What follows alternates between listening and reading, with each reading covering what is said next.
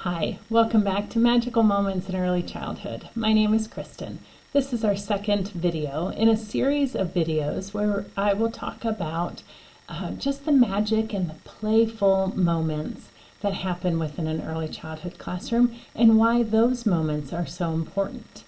Today we're going to talk about play as development. We're going to look at ways that we can be advocates and why we should be advocates for play. And then we're going to just talk briefly about the play continuum. Let's get started with the power of play in development.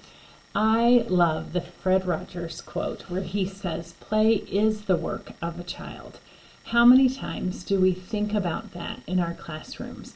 We should allow for playful moments in a child's life, especially ages birth through really all the way through 8 years old. Play is so critical at that time in a child's life.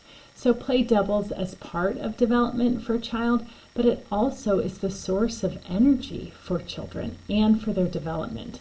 It's essential for optimal development and learning that children have time to play throughout their day.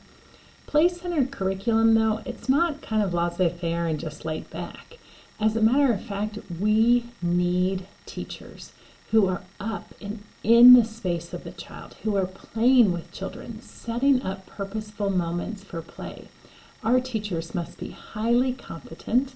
They must be involved and purposeful in all of what we do in our classrooms. Play fosters all aspects of development from ages birth through 8.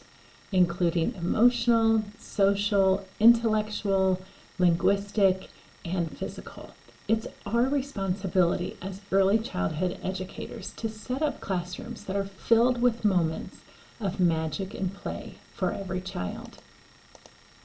So I remember being in the classroom and I would always think about what are those research-based strategies? What is the evidence telling me? What are evidence-based practices that I can use?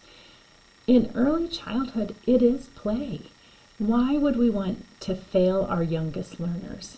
We can't. They deserve better. They deserve us to be advocates for what we know is good, what we know works, and what research supports.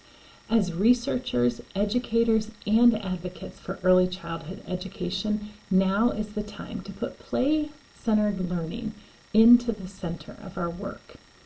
Play-based learning promotes equity because it really builds on every child's strength and not their weakness.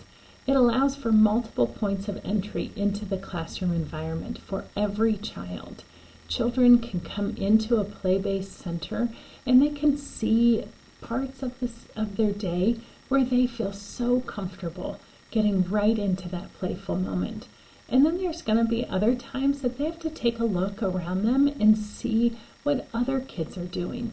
See how they can emulate and do what others do in their classroom.